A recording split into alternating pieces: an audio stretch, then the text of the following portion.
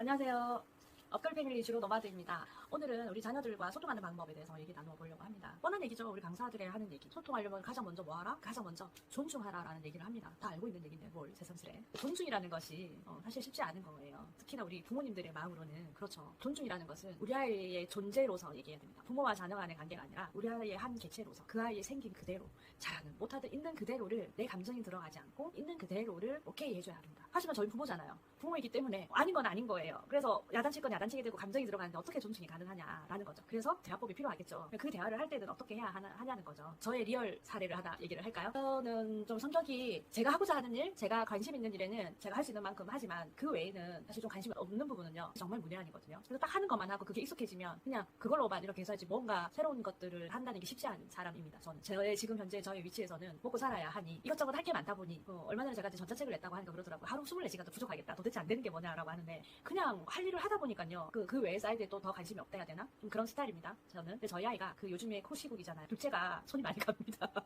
둘째가 다들 이쁘게 봐주셨는데 저희 둘째가 좀 저랑은 정말 반대되는 성격이고 여자임에도 불구하고 천방지축이고 생각도 많고 호기심도 많고 하여튼 그냥 이렇게 나누기가 불안한 아이예요. 아직까지는. 그게 뭐 내리사랑인 것도 있고 뭐 아이가 또 더 털도 있고 뭐 그런 것도 있겠지만 늘 어설픈 거죠. 저의 기준에서 봤을 때. 그럼 우리 아이가 공부를 하겠다는 거예요. 저도 학습 코칭도 하고 있으니 제가 이제 막 이런 것들을 알려줘요. 팁을 알려주는데 말을 안 들어.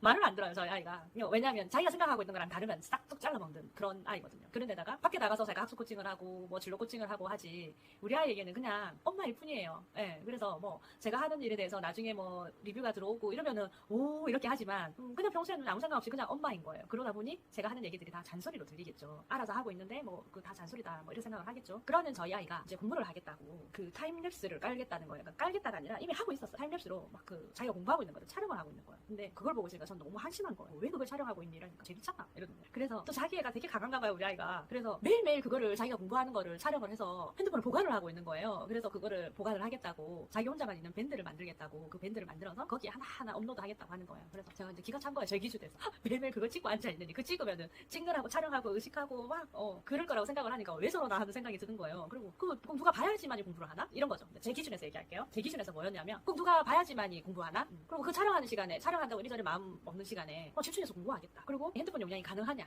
예.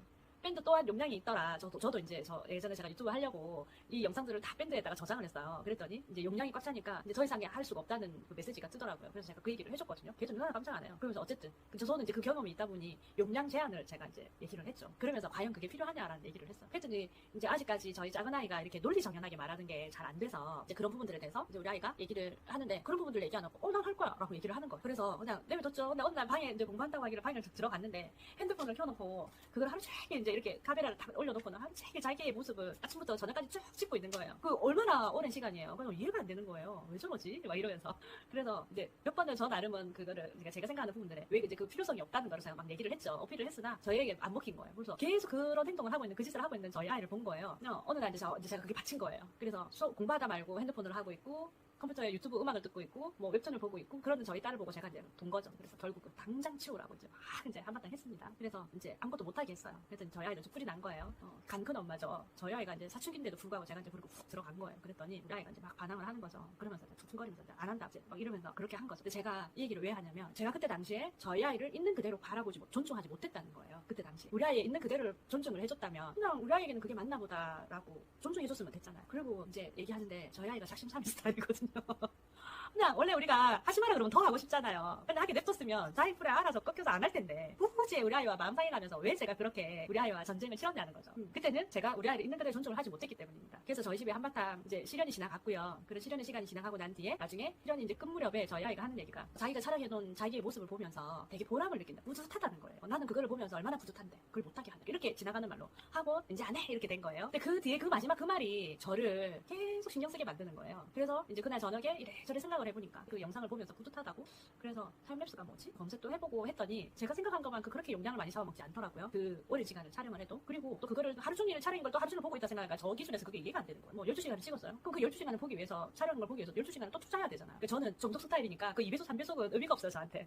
그래서 저의 계산으로는 그런 거예요. 그래서 이해가 안 되는 거예요. 근데 그 타임랩스의 특성이 그거를 몇 배속 하는 거라고 하더라고요. 그래서 그런 시스템인 걸 알고 그리고 우리 아이의 그 마지막 그 말을 들으니까 공부를 하는 것도 그렇고 자기가 뭔가를 하는 하는 것도 제가 계속 하는 얘기가 스스로 뭔가 해내고 성취감도 가지고 뿌듯하게 자기가 노력한 만큼의 좋은 결과가 나올 수 있도록 그거면 된다라고 늘 우리 아이에게 얘기를 했는데, 말은 그렇게 했지만 제가 저희 아이의 그런 뿌듯함을 느낄 수 있는, 그런 성취감을 느낄 수 있는 부분들을 제가 꺾어놓은 거잖아요. 너무 마음에 걸리는 거. 그래서 다시 저희 아이와 얘기를 했거든요. 그래서 엄마는 이런 부분이 걸렸다. 너에게 이런 의도였었지 네가 그런 마음을 갖고 있다는 거를 몰랐다. 엄마가 이렇게 엄마의 입장에서 생각을 얘기했을 때 좀 얘기를 해줬으면 좋았을 텐데 네가 엄마가 평소에 얘기할 때는 말해주지 않았다. 말하지 않으면 엄마도 모른다. 그래서 엄마가 너의 그 말이 늘 마음에 걸렸었다라는 얘기를 하면서 어쩌지 해가지고 풀었거든요.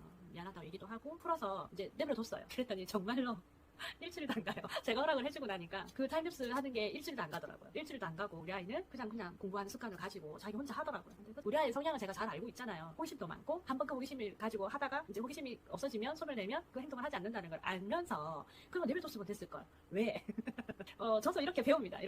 이러면서 이제 저도 또 이렇게 가면은, 제가 강의 가면은 저희 아이들 얘기를 있는 그대로 제가 전해주거든요. 뭐 부모 교육을 하고 있는 저 또한 우리 아이들과 이렇게 시행착오를 겪어요. 근데 다만 어떻게 해결을 하냐, 그게 문제거든요. 그래서 오늘 우리 자녀와 잘 소통하는 방법 중에 하나, 제일 먼저 첫 번째, 존중하라입니다. 존중은 있는 그대로의 우리 아이의 모습에 뭐 가감이 들어가지 않아요. 어떤 성과와 우리 아이가 뭔가 잘했을 때 이게 아니라 있는 그대로의 한 인격체로서의 존중입니다. 그래서 그 존중이 가장 우선이고요. 그 다음 거는 다음 시간 2탄, 소통하는 방법 2탄 함께 하도록 하고요. 오늘 긴 시간 제가 얘기했는데 끝까지 함께 해주셔서 너무 감사하고요. 다음 시간에 또 뵙도록 하겠습니다. 감사합니다.